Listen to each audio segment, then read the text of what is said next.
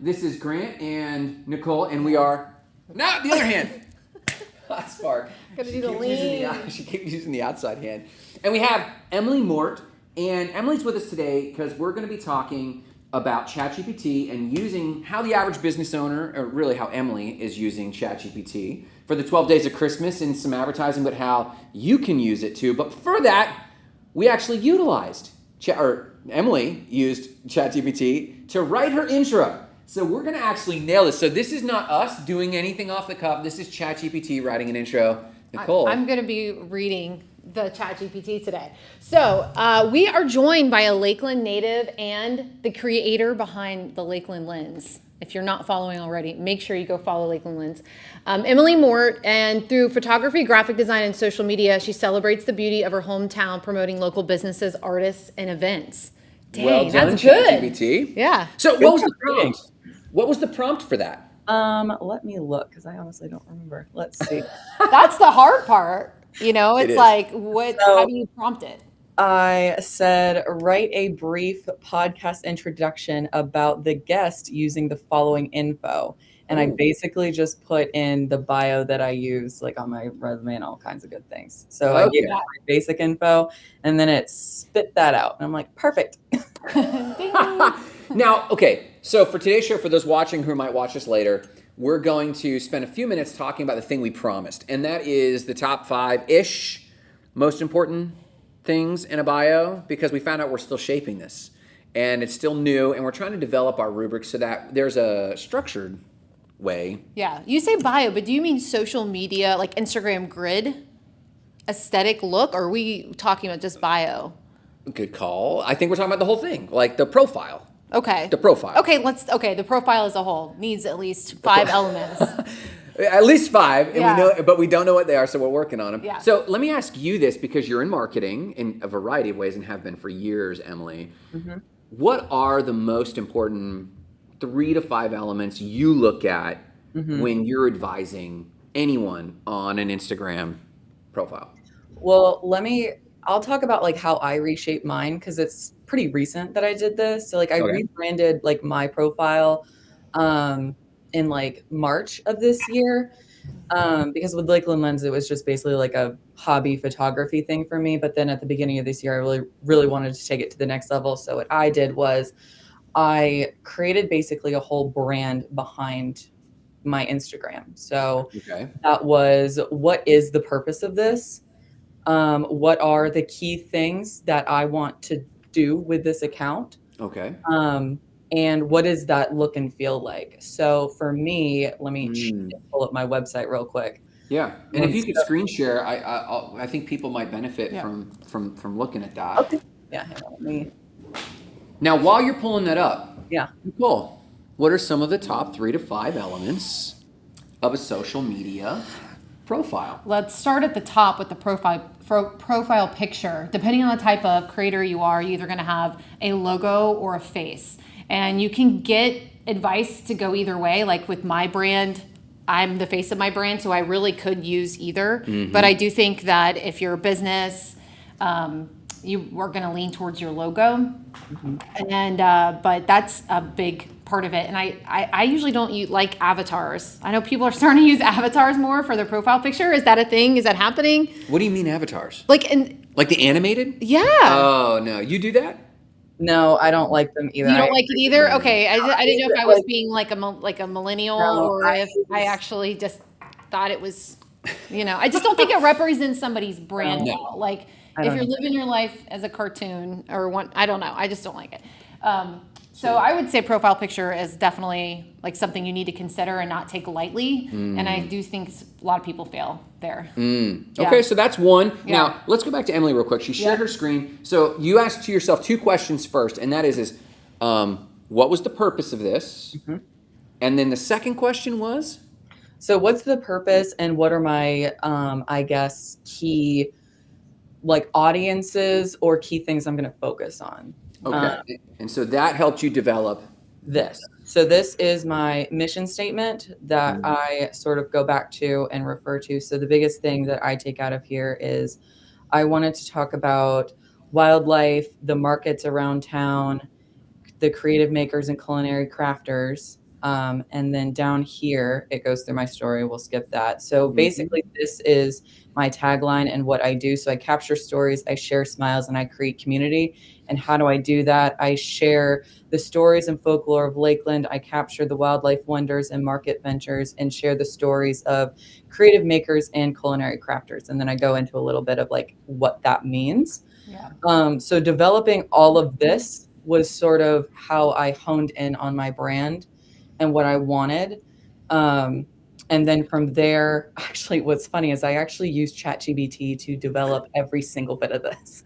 That really ties everything together. But basically, for my Instagram profile, I have this in my bio because this is who I am and what my brand is. My picture, like my profile picture, is the logo, which is this little guy up here that I made, and everything that is on my Instagram, blog, whatever, has something to do with culinary crafters, creative makers, the wildlife, the markets, anything like that. It So keeps you consistent. Did you use ChatGPT to shorten your message to those key yes. points? Okay. Interesting. Basically what I use ChatGPT to basically be like, hey, I want to talk about, the people in Lakeland that make really tasty things. I want to talk about the small business owners. I want to talk about wildlife because I love animals. And this was like months of work with ChatGPT. This wasn't, Months. it's not like it spit me out exactly what I wanted. Like how I view and use ChatGPT, which I'll kind of show later, but I use it as like that friend that you sit with in front of a whiteboard and just go back and forth with ideas. And then you hone in that I like that. message of what you actually want. So it's more of like, I use it more of like a tool than like perfect solution, I guess. Yeah. I really like that. So a quick question on this. As you went back, you kind of answered this question just now with that response about going back and forth with ChatGPT. So as a messaging coach and someone who helps people work through language, ChatGPT might be displacing me on that too, which is interesting. I don't think so. I don't necessarily. No, it's not perfect. It really isn't. I'll show you later how just not perfect. But my question is, I appreciate that, but my question is, this doesn't sound like the things you landed on sound very personal, more than market research based. And so, like, I know that like when we look at tourism boards, we're judging this because in one aspect, correct me if I'm wrong, where we're trying to predict that they had a marketing team that was trying to penetrate markets and come up with this messaging. But what I'm finding is a lot of them are starting to seem like a lot of the same thing. So it sounds very hollow. I read yours. And then I also see your logo. It's a camera and a swan, and someone could easily come along and say, that is way too specific. And you're like, no, this is the perfect niche. So that builds to my question. Approaching this project of Lakeland Lens, did you know from the get-go it was going to be this, you wanted something this personal? I think it started personal because I actually started this in 2020 when everything was shut down. And it was nothing like what it is today. It was literally a way for me to just go outside and take pictures and post them on social media. Like that was literally it. And so it started very personal.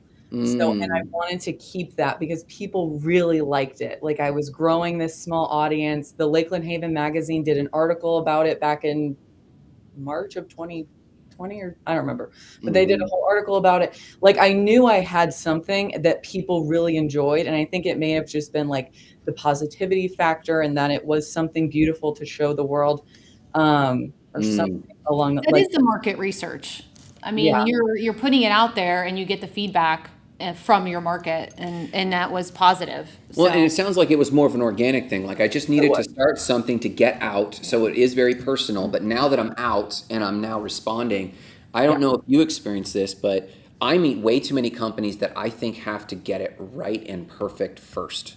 And so they spend way too much time thinking about market research as opposed to what's our voice. And like I noticed like food, animal, wildlife, like how many people are like, wait, we're going to put all this into one little basket and call it something, it seems very personal. Yeah, what were your 3 lenses there? the food, the wildlife, the stories and folklore, and the creative makers. That's just like you saying, I not only want a good reason to be out and encounter these things myself, but it almost gives you a new way to appreciate them because you have to relay them. Yeah. That's really cool. I really dig that. Yeah. Okay, so as you did this process, going back to our initial topic of the top 5 things that a social media presence has, and right now just on Instagram, we said headshot. As you did this process, what have you found translates from your website to your social media profile best? In terms of like posts. Yeah. Yeah. Well, it could be posts, it could be highlights. It could, like, are your highlights these exact things? No, so how I kind of have, because this is a growing process, like this isn't perfect, obviously. So I'm just kind of learning as I'm going. This was like where I started. And my profile picture is my logo because I did not want to be like front and center. I wanted to share the stories of the community. So the posts that I do are mostly driven by whoever I'm talking about. So like when I did a blog about botany cats, they were the main subject of that blog post. And then it's like the stories, the reels, the whatever it is. And then more recently, and I think this is kind of Nicole's fault, but it's a good thing, because I've learned that people love Lakeland Lens, but they also like me too. So I'm trying to integrate myself more in with the brand because people like to see people. So I'm trying to find a balance of, I still want to share the stories of all these really amazing business owners and all these really amazing stories of just Lakeland, but I also want to be included in that. So I'm trying to find like that balance of me and everything else. Yeah. When you started this, did you picture this through the lens of being an influencer? No. What was the word you were giving yourself when you started this? So when I started this, it was, I mean, again, it was back during COVID. So like, it was really just the way to get out and take pictures and share them because everything just seemed so negative and sad all the time. And I'm like, these are just going to be pretty sunset pictures of the South State sign that people just really liked. And, but then at the beginning of this year, when I started to rebrand and be like, okay, I need to get serious. Like I could make money doing this if I, play my cards right and do all those things. So it's gone from, I've built this audience of things that people like, and I'm trying to transition it into an influencer thing because I've seen that become really successful. Do you find that's a similar journey for a lot of influencers that? Everything she's saying, I relate to. Well, how do you mean, doing Hot Mod, it was like graphics, info, products, or like more information, like based.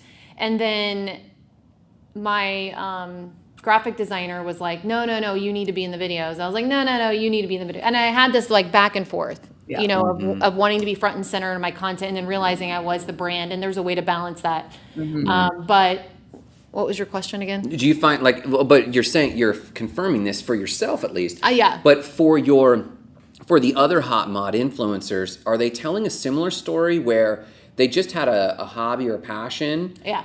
First? A lot of times influencers are just taking pretty pictures of themselves, of fashion, and then they realize they get a following, and then there's this day or a moment or small moments that all lead up to go, I'm going to take this seriously. And that's when that evolution starts to happen, and you start to be more thoughtful about your content. You start to think about what your audience really wants as opposed to like just what you want. What are they telling you? So you're taking that feedback more seriously. And yeah, I think everybody gets to that point, and that's usually when they reach out to me like, okay, I'm going to take this seriously. What do I need to do? And Emily, like your way of doing it is exactly what I would take a new influencer through. Like you need to know what your mission is and like your topics of content, and like so you can keep going back to that why and not get lost in the the day-to-day minutia of being an influencer. Right. Well, let's do this. Let's actually bridge now and talk a little bit about the ChatGPT use. So you do Lakeland Lens, but you do a ton of marketing consulting, social media support for a variety of companies. We first met around S&D Real Estate, and you've just ballooned since then. What's going on with the 12 Days of Christmas, and how are you using ChatGPT for that? So this What's is so something funny?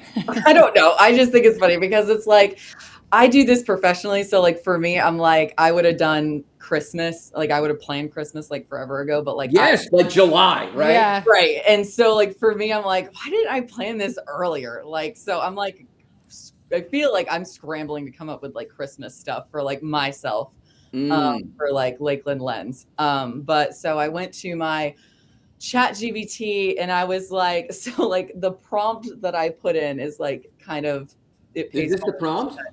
Yes. So it says, I would like to do a 12 days of Christmas campaign for my blog, but I'm not sure what to do. Can you ask me some questions I love the so honesty you have a here. good understanding of what I'm looking for to give me some curated ideas for the campaign? I love that. So Okay. it's funny how I talk to ChatGPT, or at least I find it funny because I'm like, I need help, please.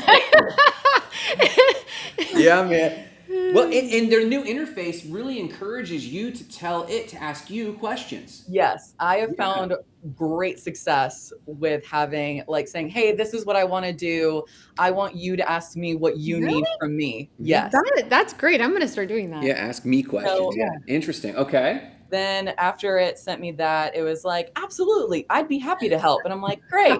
And that was its voice, 100. Yeah, that's its voice. So then it gives you these, it gave me 12 different questions based on, Oh, ironically, the 12 days of Christmas. Well done. right? Well There you done. How go. creative. Yeah.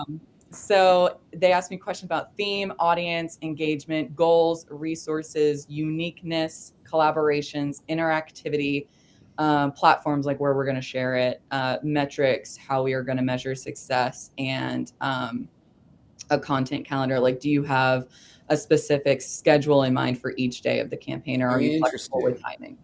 So basically, what I did is I copy and pasted these, answered them to the best of my ability. So these are my answers here. Okay. So I said that I wanted it to be a Lakeland themed, maybe showcase some local businesses or nonprofits. I'm pretty open to ideas. I said that my target audience is women between the age of 20 and 35 in Central Florida. And where I got that number was that is my top demographic on Instagram. Um, Mm. yep. Okay. And so number 3, I want the piece to be a written blog, and then I would create visual content for it. So that's sort of what I'm doing with my blogs now is I'll write the blog and then share it to different Okay. places. So I'll do pictures and video to advertise. I want people, number 4 was the engagement aspect. So I want people to comment and share with their friends and family members, either the blog or Instagram, to get the engagement up, and then Instagram and Facebook reward you with more eyes. My primary goal is going to be brand awareness and growth of my profile as much as I can. And then I also want to grow my MailChimp email list. Yep. Oh wow, it's so specific. It's very important. Yeah. It's I've learned that like as specific as you can be, like the better this is going to go for you. Number 6 was asking like what skills I have. So graphic design, photography, and video skills. And then I said, to my knowledge, no one in my area really does a 12 days of Christmas, but I know people have seen this type of campaign before. So I want this to be fresh and interesting take on the tradition of the 12 days of Christmas. Interesting. I like that. And then 8 was collaboration. So I said, yes, I have a lot of local partners that I can collaborate with if needed for this campaign. Number 9 was about the interactive elements. So I'm like, I would love to include interactive elements if possible. And then 10 was where is this going to be shared? So blog, website, Facebook, Instagram, LinkedIn, and then my newsletter. And then measure success. I put the amount of engagement on social media and newsletter signups. And then finally, I would like to start the campaign on December 13th and then post every day until Christmas Eve. Interesting. When I think of 12 days of Christmas, it's always like retail. What comes Right. to mind? So Right. what is, I mean, I guess you're going to roll into that. So Yeah. 12 days of Christmas to like ways to celebrate. Yeah. Up until the day of Christmas. Okay. So it's basically like, and I'll go through like what it came up with initially and how I didn't like some of them. Yeah. Okay. That it gave me. But yeah, it's basically like a way to say like, hey, we're really gonna, because my blog right now is very spread out. Like I'll do a podcast every 2 weeks. I'll do a blog. I'll do maybe 1 or 2 blogs a week. So it's very spread out. And that's obviously for strategic reasons to make sure that everybody gets the amount of eyes that I think they can get. This is going to be very, very quick. So every single day I'm going to post something just to see really, like, this is almost like a test for me to see, like, can I pull the same engagement that I can when I'm spreading things out. So it's a lot of interesting. Do you post every day now? No.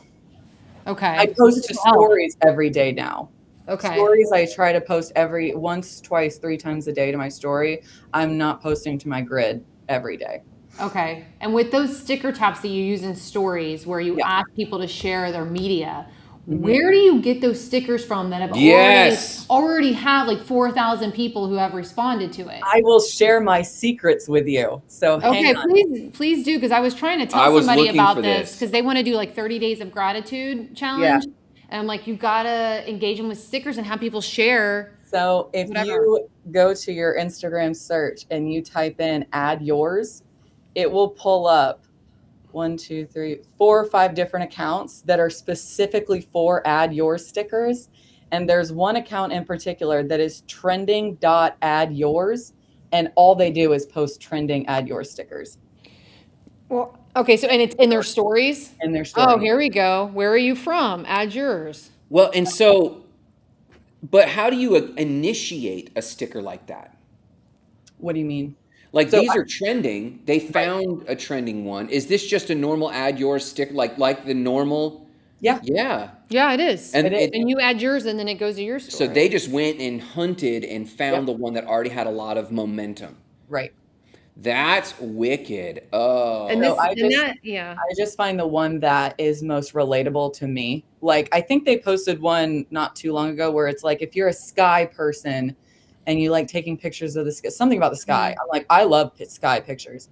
And it had like 4,000 users already. So I'm like, and I just added some of my pictures to it. That's wild. So that's nifty. I really dig that. And it boosts your story views like outrageously. It's crazy. Really? Oh, we're going to totally do that. Yeah. Now. It's crazy how, like, even what's great, and here's how you can really win, is if you post a reel to and you find an add your sticker that's trending, and you can add your reel to it, you've added like 12,000 trillion views. So you can add a reel? Like, you're not uploading it new, you're adding an existing reel that you've already loaded? To your story with an add your sticker. What? Yeah. I'm doing it. I know. I'm so excited. We're going to shut the show down, and we're just going to I'm glad I can help. We're gonna get past that 14. Wait, you're past 1,400 followers now. I'm past 1,400. Dang it. How many followers do you? I'm at. Dang it! Everybody's 1452. So you're catching up. She blew by us. Okay. Okay. Wait. I'm 1383. Oh, I gained like 3. So thank you. But if anybody wants to follow Hot Mod right now, help me out. Let's do it. Forget this girl. Yeah, that's so funny. So this is a huge hot tip, and it makes me think that we should actually just do like one whole show of tools and tips in Instagram that already exist. Yeah. That you're totally missing. We got to come to the table with one then. Yeah, we got to bring. Because we actually. I've already given you mine. You guys got to come up with one now. Yeah. Okay, so with the time we have remaining, I want to ask this question. That was a phenomenal tip. Really listen, is. If you're just bopping in now or watching this later, go back and listen to like the last 7 minutes, because Emily just dropped a bomb on us that we want to cancel the show for and just go do for the next 7 days. But land this home for me. This process of you using ChatGPT and the 12 days of Christmas, and then even your content process, which is blog first, and then maybe you make content around that. But you say that, but you do a ton of stories. I've watched that as well. Mm-hmm. Land a plane for the average service-based small business owner in Lakeland. Mm-hmm. Can they, not just ChatGPT, but even your content process, anything that you think you advise to the average, because you have small business clients as well, what do you advise they do? Is it similar to your process or different? It's similar, because with the stories, like for example, with the add your stickers, like the add your sky pictures, like that doesn't really directly correlate with my exact brand, but I take photography and I do take a lot of sky pictures. So basically what that does is I'll use that add your stickers. It'll boost my story views. What I also do with my blogs is I will share like a picture of the header of the blog in the story with the link to it. So in my stories, you'll have the add your stickers. The very next story is the view of the blog. So I have captured your attention here because you're looking at this add your sticker, and now you're over here at my blog. So I'm really just trying to capture people and move them into my content, which drives website, which drives everything else. So basically what I'm telling these small business people is, one, don't take yourself too seriously on social media and just have fun with it and like explore the platforms, because like I had no idea about the add your stickers until very recently of me just fumbling around with it. So not every single piece of content needs to be like sales driven, I guess, but it needs to be your brand, I guess, is like, it needs to fit within the brand, but it doesn't need to be sales driven all of the time. Because if I were just to post strict blog links to my story, no one would care or watch them. But if I'm posting polls and add your stickers that are just for fun, I did a poll about what Pillsbury dough Christmas cookie people like more. That has nothing to do with anything except for the fact that it's Christmas and people like cookies. Right. How did you keep that on brand then? So on brand is because I am just fun. Well, and you're a foodie. I'm just fun, Grant. That's right. And also, I post like, so like it was at Target. Like I took them, like I'm a Lakelander, I'm a local. I'm also shopping and trying. Well, there was like a shortage of these cookies and I couldn't find them anywhere. So I'm like, if anyone could get me these cookies, that would be great. Yeah. So it's like, I'm a Lakelander, like I'm just like you guys. I am just trying to get these cookies. Which one do you guys like the most? And why can't I find the snowman cookies? That's hilarious. And you found them? I did. They're all at Target. South or north? South. Okay. All right. That's too funny. Okay. So did we tie this for small business owners? Yeah, it can't just all be sales driven. It can't all be sales. It needs to be like something that's going to garner engagement and keep them interested. We just came away from a shoot and they were awesome, but we won't give it away yet because their material hasn't rolled out yet, and they were phenomenal. They were very pleasant, and they asked us to do a certain piece of content. And in my mind, I was like, how am I going to say this? And we ultimately had to push back and say, hey, that piece of content, it's not on brand, but we've looked at your feed, and your feed, rightly, is communicating a lot of your deals, and I use the word, but it's ultimately a little spammy. And you could see them go, coming in. And then we're like, but we're going to humanize it with other content because we were doing a collab. Mm-hmm. So like, I think every client that I have, I always have to tell them, hey, when I tell them you need to be posting daily, they're like, I can only talk about my discounts and my pricing so much. I'm like, I know. Tell me about you. Tell me about what's going on. Right. And let me ask you this. Is this, and this is to both of you ladies, do you think this is chicken or the egg? Do you think that marketing is changing where people are only shopping with human connection? Or do you think we're developing human connection because influencers are just killing it? Like chicken or the egg on that? Is it human nature more, or are we making that? You take the reins on this, Emily.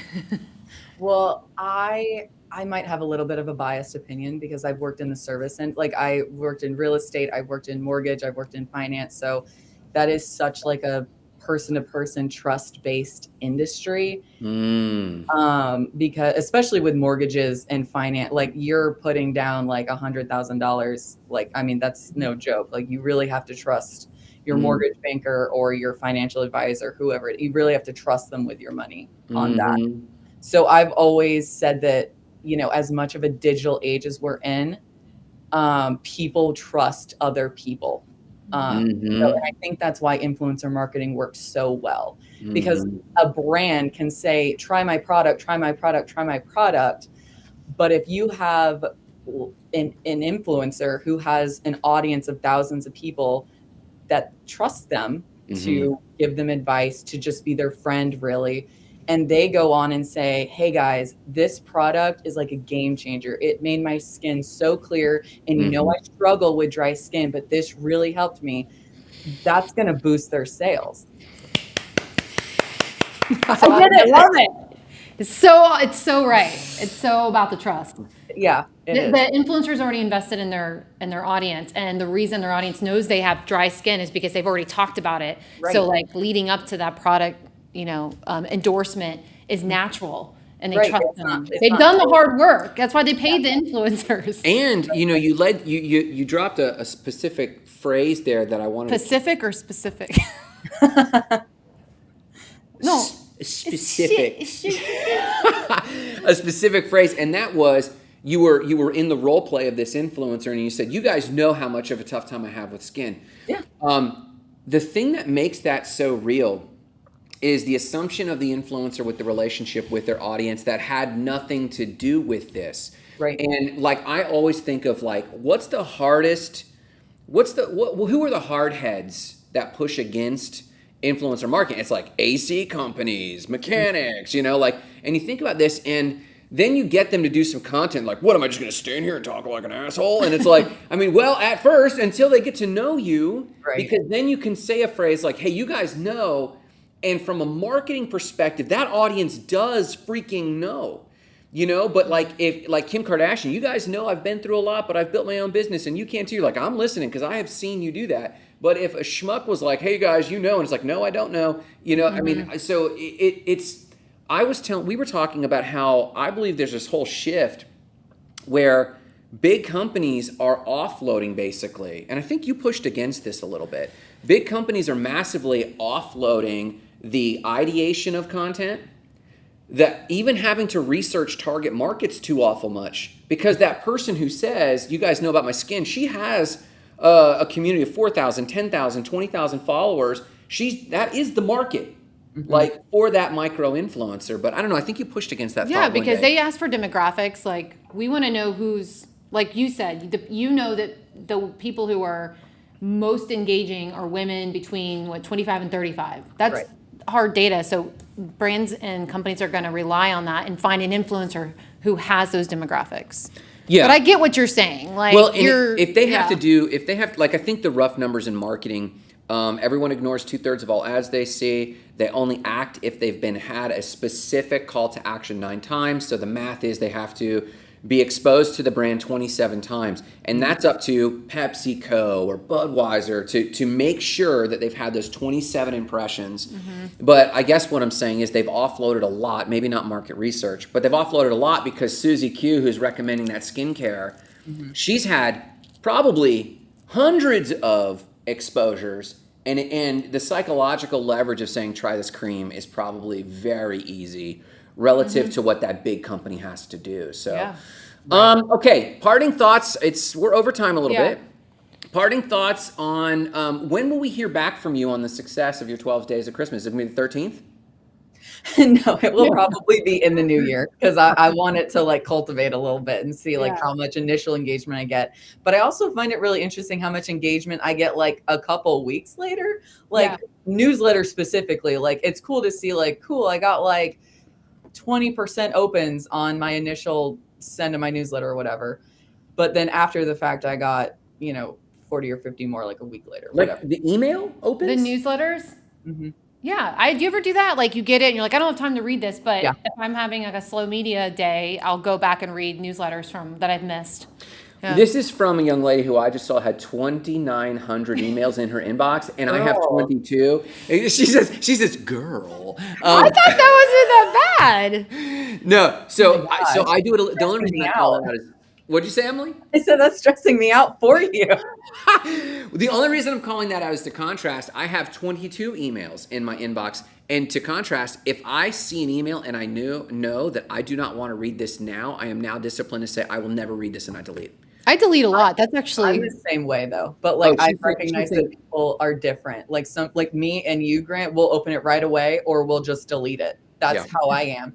But then you have people like Nicole who have 30,000 unopened emails, and then they slowly scroll through and be like, I identify as an A-type though.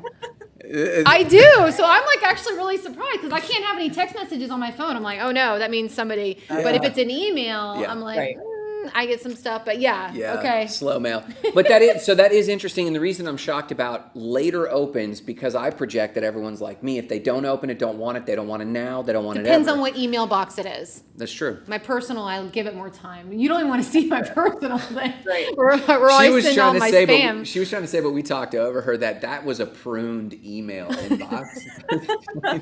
100. Okay, how can people follow you, Emily, other than Awesome Lakeland Lens? So my tag is at Lakeland Lens, basically everywhere. Instagram, Facebook. My website is lakelandlens.com. Me personally, my username is at Emily S. Mort. And it's pretty much the same everywhere too. I try and keep things consistent. Good. All right, we'll stick around. So stick around real quick while we wrap up. Nicole, what did you learn? I had such a good time talking to Emily. She's so organized and put she together. Said, by the way, I'm fun. And I'm like, oh, you're right. Okay. And she is.